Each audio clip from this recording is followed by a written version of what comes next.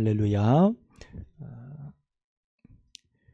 오늘 본문의 말씀의 설교를 제가 월요일 날 오전에 서재에서 설교문을 한 3시간, 두세 시간 정도의 시간을 통해서 본문의 설교를 미리 작성을 했습니다.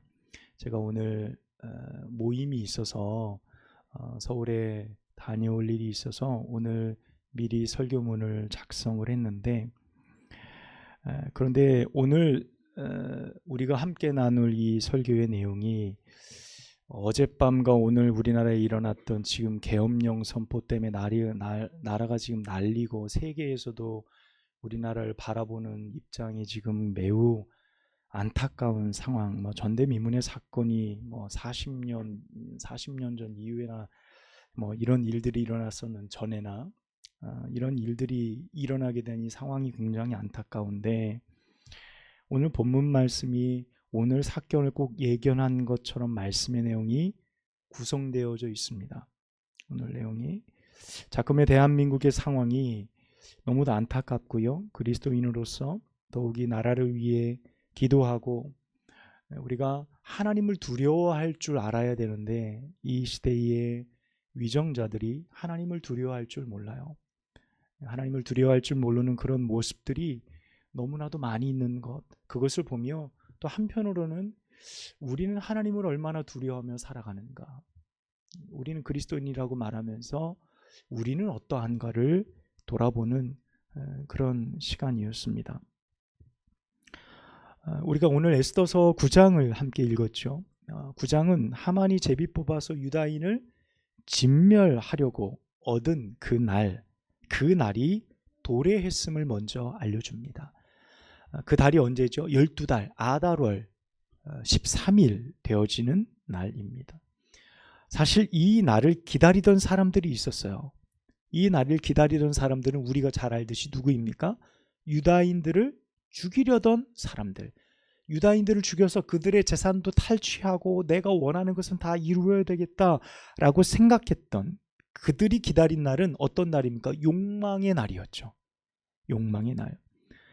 그런데 모르드게와 유다인들은 이제 에스더를 통해서, 아하수에로를 통해서 내려진 새로운 조서가 반포돼요. 그 날은 똑같아요.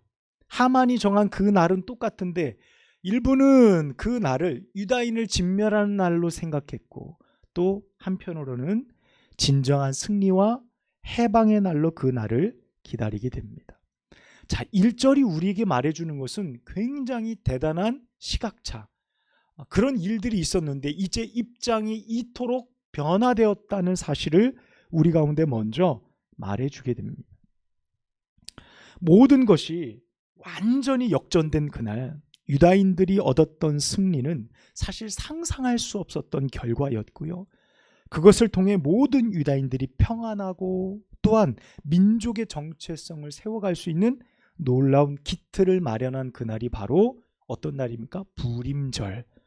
불임절이라고 불리는 날이 되어집니다. 오늘 우리는 9장 1절에서 19절까지의 말씀을 통해서 이 본문 안에서 어떻게 유다인들이 이런 승리를 얻을 수 있었을까? 이런 승리를 쟁취할 수 있었던 비결이 무엇이었을까? 우리는 오늘 말씀을 3가지로 말씀을 나누고자 합니다. 첫 번째는 하나님의 도우심이 승리의 비결이었다는 사실을 우리는 발견할 수 있어야 합니다. 여러분, 우리는요, 일상 속에서 하나님의 존재를 인식하면서 살아갑니다. 그렇죠. 우리가 무엇을 하든지 하나님의 존재, 하나님이 오늘 또 나와 함께 계시고 살아계신다라는 사실을 우리는 믿음으로 인정합니다. 그런데요, 여러분, 솔직히 말해서 우리의 인생의 80, 90, 온 긴 세월 동안 우리는 하나님을 인식하는 시간보다 하나님을 때때 잊을 때가 더 많다는 것을 우리는 부인하기가 어렵습니다. 특별히 에스더서를 통해서 우리가 계속 나누는 말씀이 뭡니까? 그들처럼 우리도 깊은 고난 중에 놓여 있다고 한다면, 우리도 그들처럼 깊은 어려움 가운데 놓여진다고 한다면, 혹은 그 반대로 하만처럼 가장 높은 권력의 정점에 서서 두려운 것이 하나도 없는 그런 권력의 정점에 선 그런 존재로서 살아가게 된다면 여러분, 우리는 두 상황 모두 하나님의 존재를 의심하거나 내가 하나님을 믿는데 내 삶에 이런 고난이 닥칠까? 하나님의 존재를 의심하거나 혹은 내가 권력의 정점에 섰을 때는 하나님의 존재 자체를 부정하게 된다는 거예요. 우리는 우리의 인생의 여정 속에 종종 이렇게 하나님을 잊어버릴 때가 있다는 겁니다. 여러분, 에스더서가 길다 그랬습니까? 제가 서론이나 개론이나 우리 계속 말씀 나누면서 어땠죠? 에스더서가 굉장히 짧아요. 길어봤자 한 2년 채 안 되는 시간 동안 일어난 말씀이 10장 안에 담겨져 있다, 그렇게 말씀을 드렸어요. 여러분, 길지 않은 시간 속에서 에스더서의 사건은 정말 드라마틱한 일들로 기록되어져 있는 거예요. 여러 사건 사고들을 우리가 지금까지 쭉 살펴보았습니다.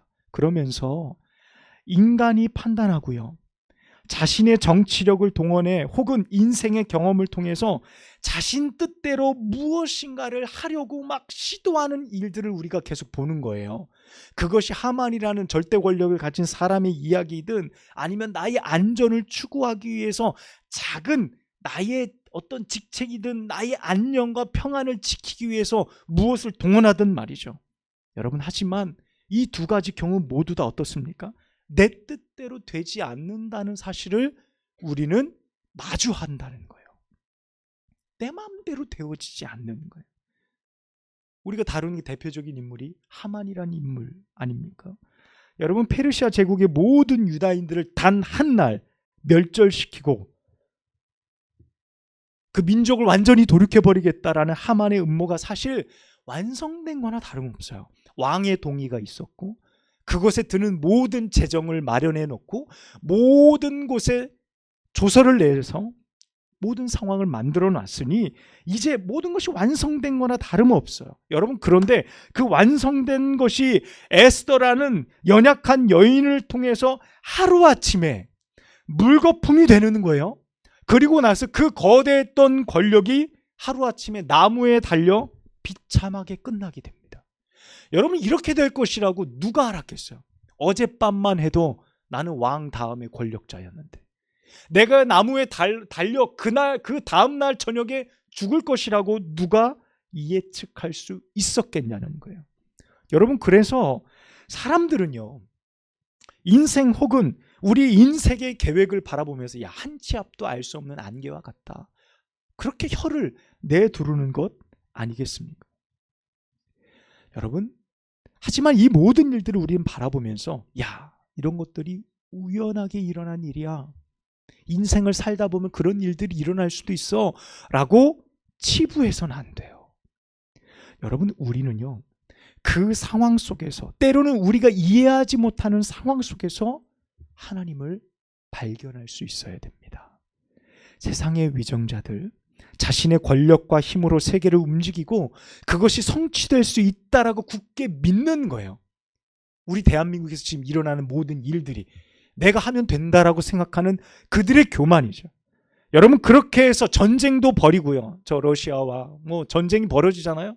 한 사람의 판단이 수많은 사람의 생명을 그냥 사지로 내보는 일들이 벌어집니다.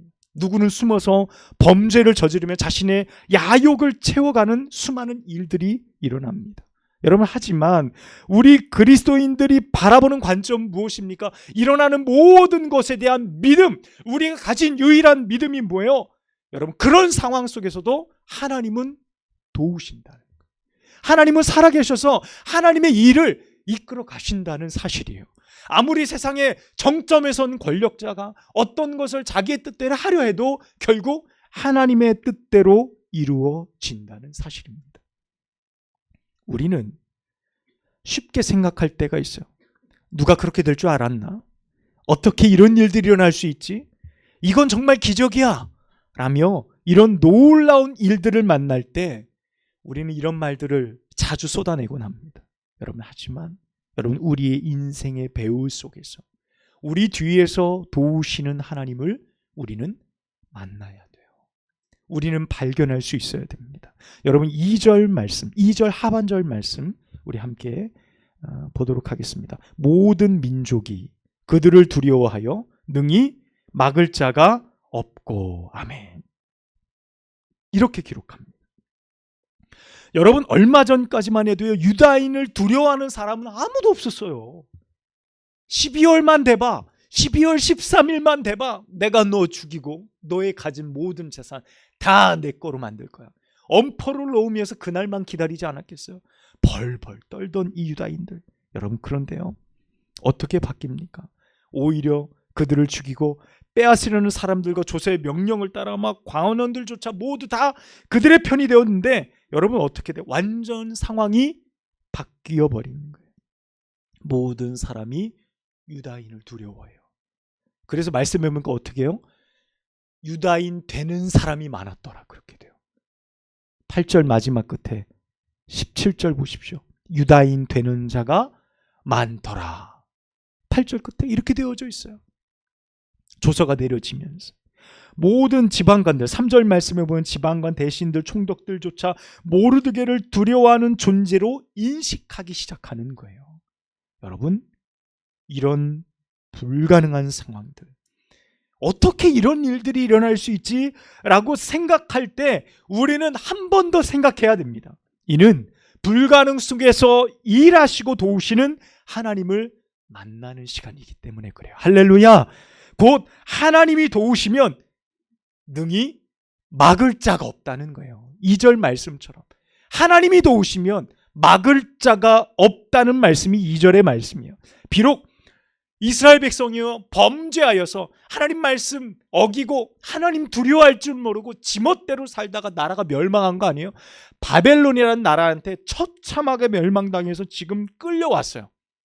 나라의 정체성이고 뭐고 영토고 뭐고 군사력이 뭐고 완전히 다 사라져버렸어요. 그들은 나라가 없는 거죠. 그런데 여러분 어떻습니까? 나라의 정체성은요, 하나님이 지금 그들에게 말씀하시는 나라라는 정체성, 이스라엘이라는 나라의 정체성은 영토와 군사력이 아니라는 거예요. 여러분, 이게 무슨 말입니까? 하나님을 신뢰하는 믿음에 있다는 사실을 페르시아 땅에서 하나님이 알려주시는 거예요. 그들이 지금 포로로 끌려왔어요. 나라도 없고 영토도 없고 군사력도 없고 자신이 가지고 있는 뭣도 없어요. 백성들 다 흩어져 버렸어요. 그런데 그들은 아직도 나라가 있어요. 그 나라는 보이지 않는 영적으로 존재하는 하나님을 바라보는 믿음과 신뢰로 형성된 하나님의 백성이라는 관계 속에서 형성된 나라인 거예요. 그래서 그 하나님이 너희는 내 백성이니까 내가 너를 지키겠다는 거예요. 내가 도우면 막을 자 없다는 거예요. 그 사실을 하나님이 페르시아에서 알려주시는 거예요. 포로로 잡혀온 나라에서. 그래서 어떻게 됩니까? 그 나라에 으뜸이 되게 하세요. 왕으로 세워주시고 모르드게를 누구의 자리에 올려놓죠? 하만의 자리에 올려놔요. 여러분, 이것이 진정한 승리인 줄 믿으시기를 축복합니다. 오늘도요, 하나님께서 우리의 삶의 배후에서 일하십니다.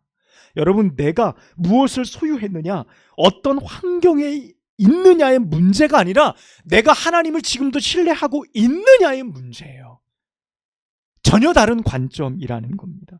여러분, 그 믿음 속에, 간절함 속에 도우시는 하나님, 그 하나님을 통해 여러분의 삶에서도 진정한 승리를 경험하는 여러분들 되시기를 축복합니다. 여러분, 두 번째는요, 하나님의 높이심이 승리의 비결이 된다는 사실입니다. 4절 말씀입니다. 우리 4절 말씀 읽어보겠습니다. 모르드게가 왕궁에서 존귀하여 점점 창대하며 이 사람 모르드게의 명성이 각 지방에 퍼지더라. 아멘.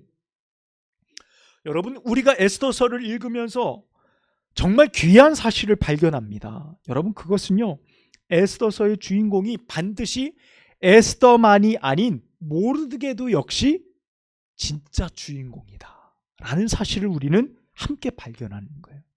오늘 본문 내용을 보면요, 에스더가 높임을 받는 장면이 없어요.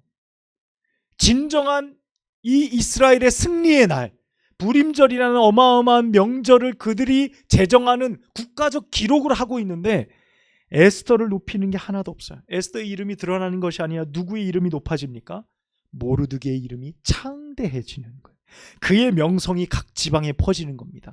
여러분 10장 3절 보십시오. 에스더서 맨 마지막 장 마지막 절입니다.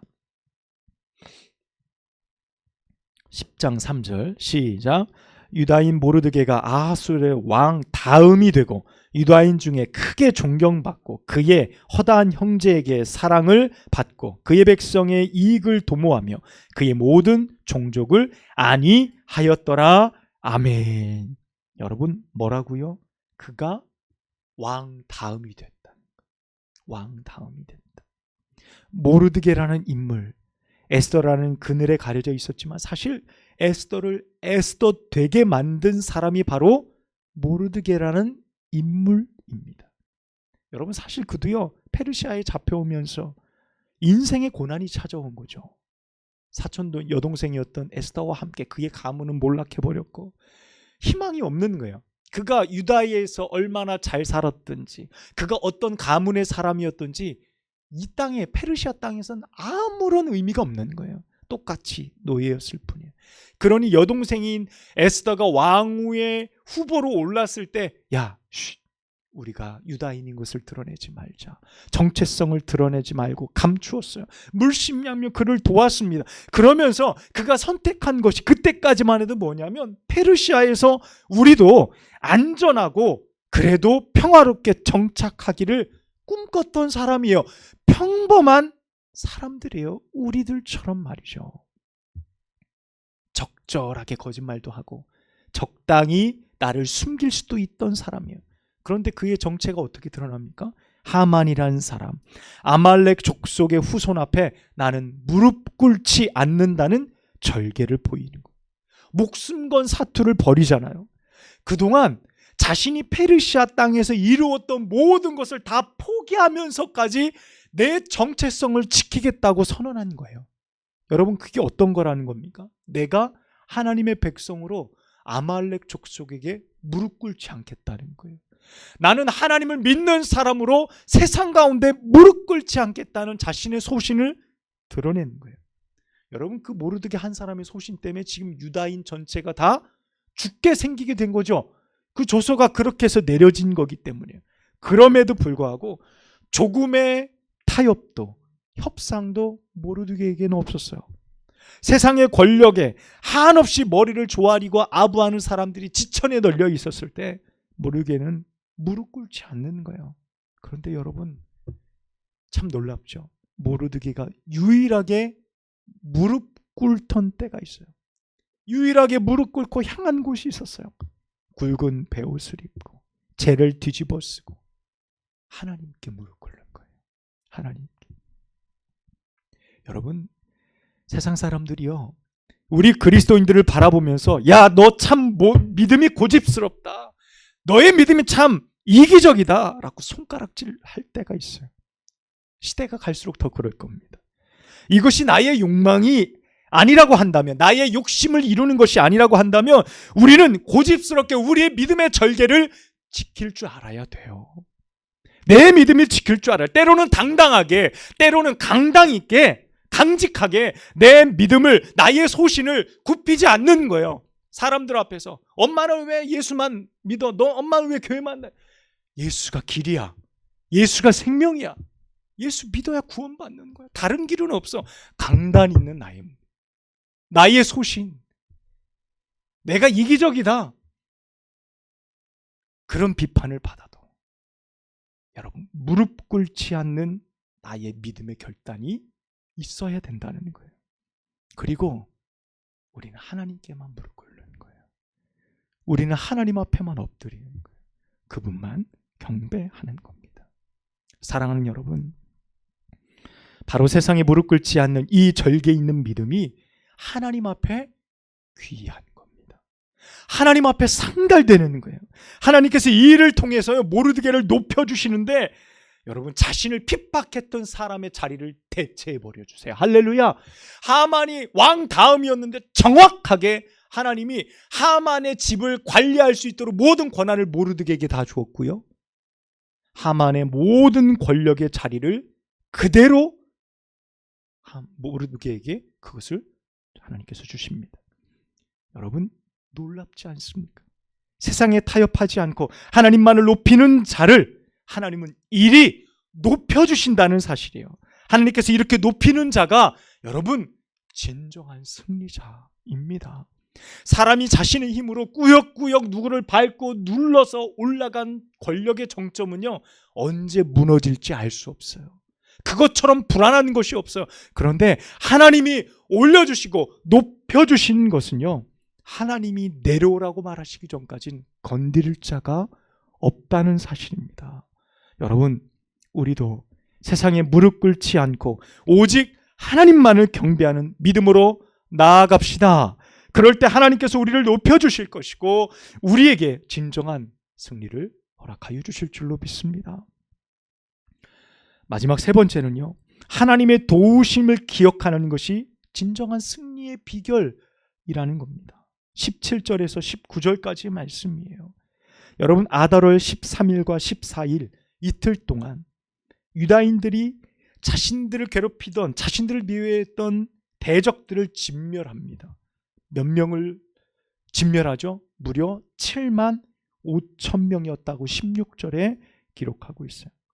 다만 성경에서 몇 번 나오죠. 그들의 재산은 털끝도 손대지 않아요. 하만의 집에서 하만의 10아들을 진멸했지만 그의 재산은 손대지 않았어요. 여러분, 이는요, 유다인들의 대적을 치는 목적이 돈이나 자신의 사리사욕을 채우기 위한 것이 아니었음을 정확하게 말해주는 대목이에요. 여러분, 아달월 13일 동안 도산 수성에서 500명을 처단합니다. 그 수요를 왕께 보고했을 때 아하수에로가 이미 500명이 죽었다. 여러분, 이미 500명이 죽었다는 말은 많이 죽었다는 거예요, 적게 죽었다는 거예요? 왕의 입장에서 야, 이미 많이 죽이지 않았니? 이미 500명이나 죽었어. 그런데 에스더여, 그대가 원하면 내가 또 말을 듣겠소. 그대의 소청이 무엇이오라고 묻지 않습니까? 그때 에스더가 뭐라 그러죠? 13일처럼 내일도 14일도 하루 동안 시간을 더 주십시오 라고 요청하게 돼요. 그래서 이틀 동안 유다 민족이 잊지 못할 승리의 놀라운 일들을 이루어 나가게 됩니다. 여러분, 그것이 17절과 19절 말씀을 통해서 그날의 승리를 잔치를 베풀고 쉬며 명절을 삼게 돼요. 그날이 어떤 날입니까? 부림절입니다. 부르, 제비 뽑다라는 단어에서 온 것이 부림절이에요. 민족이 당했던 모든 위협에서 벗어난 날, 대적을 물리치고 진정한 승리를 쟁취한 날. 그래서 이스라엘 민족은 그날을 해방의 날, 꼭 광복일처럼 매년 그날을 축제의 날로 지켜요. 여러분, 이스라엘이라는 나라가 참 독특합니다. 나라의 신앙과 믿음이 한 나라의 정체성이고 힘이에요. 그런데 그 힘이 되어지는 이유, 꼭 부림절과 같은 많은 제정되어진 절기들이 많기 때문에 그래요. 여러분, 절기는 무엇입니까? 그날의 사건에 대한 기억, 그날에 대한 사건에 대한 기억이 절기에 담겨져 있습니다. 이스라엘은 특별한 민족의 경험을 절기화해요. 그래서 모든 백성들이 그것을 기억하고 지킬 수 있도록 합니다. 그것이 지금 현대에 들어와서 때로는 젊은 MZ세대들이나 이런 사람들에게 귀찮고 복잡한 일들로 평가받지만, 그럼에도 불구하고요, 여러분, 그 날을 잊지 않고 그 의미를 기억하는 매우 강력한 제도를 많이 둔, 절기를 둔 나라가 이스라엘이에요.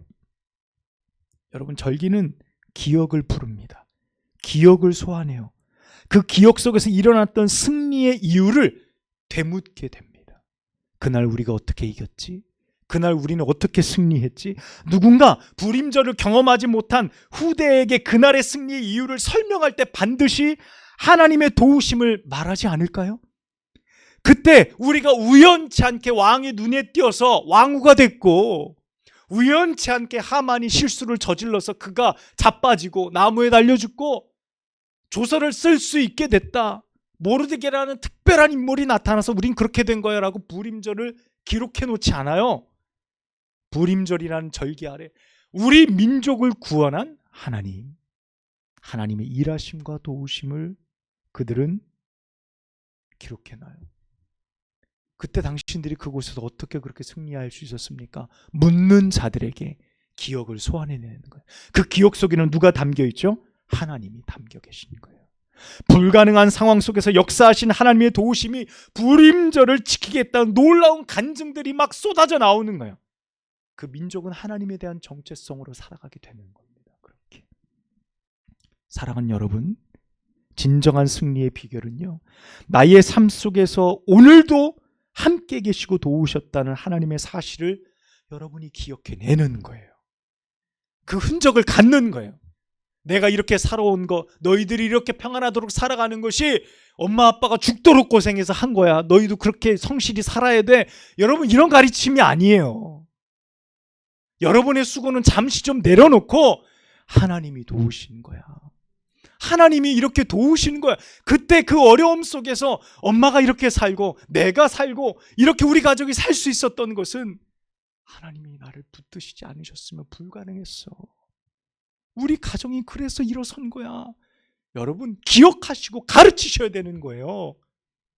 그래야 우리의 가정에 희망이 있습니다.